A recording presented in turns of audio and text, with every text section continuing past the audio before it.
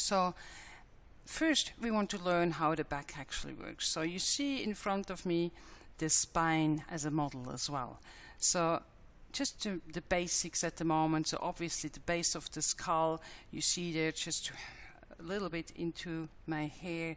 Then the cervical spine has a curve forward, so that's what we call lordosis. Then the thoracic spine has a curve backwards, which is the kyphosis, and the lumbar spine has a curve forward again.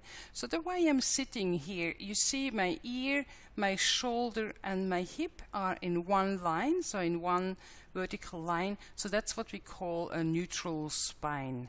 So that S curve is what we also sometimes call a straight back, which obviously is not straight, it is an S curve. So that's the ideal position if you have to be in it for a longer period of time.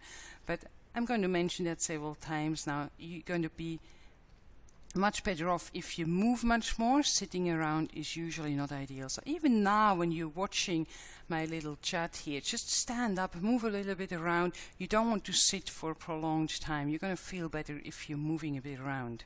So let's just understand a little bit more on how actually the back works. So that's the lumbar spine. The pelvis, you see the sacrum. So obviously on towards the left would be the tummy, and then you see the back where my hand is. So the yellow things that come out between those facets, there are nerves. Then you see the vertebral body in the front, and you see the discs in the front, and then you see the facet joints in the back. So we have the disc in the front, we have two joints in the back, so it's like a tripod. So we have one weight on the disc and two weights on those facet joints. So in a neutral position, like we had a look at before, you would have 1/3 of the weight on your intervertebral disc and 2/3 on the facet joints, or let's say it like that, on each facet joint 1/3 gives 2/3 on the back. So when you're bending forward, you're actually reducing the load on the facet joints and you increasing the load on the disc. It looks quite simple, but you know, many people still don't understand that simple principle, so you understand that now what's actually happening. And what's happening when you're actually bending backwards, so what we call extension. You have less pressure on your disc and you have more pressure on your facet joints. And why is it important to know that? Because if you're moving, especially when you're moving small movements in those facet joints, then you see on the right side that rubber band.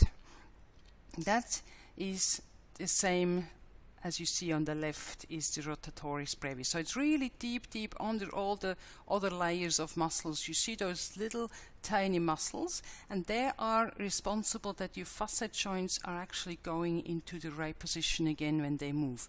So obviously when you're bending forward, your facet joints are going apart, and then when you moving up again or backwards, extending, you know, back again, then you're putting pressure on your facet joints, and it's important that those little muscles are doing the right thing and your joint is in the right position, coming back in the right position. So if those muscles are weak, overstretched, or just not trained up, then what's often happening, people move and they move a bit fast and then they have this shooting pain. You know, you see them moving, oh, and then yes, they just react and have this shooting pain. So we need to retrain those muscles to do the right thing. So they're really important little muscles. And like all the other muscles, when you move your arm, your biceps moves. If you don't move your arm, your biceps doesn't do anything.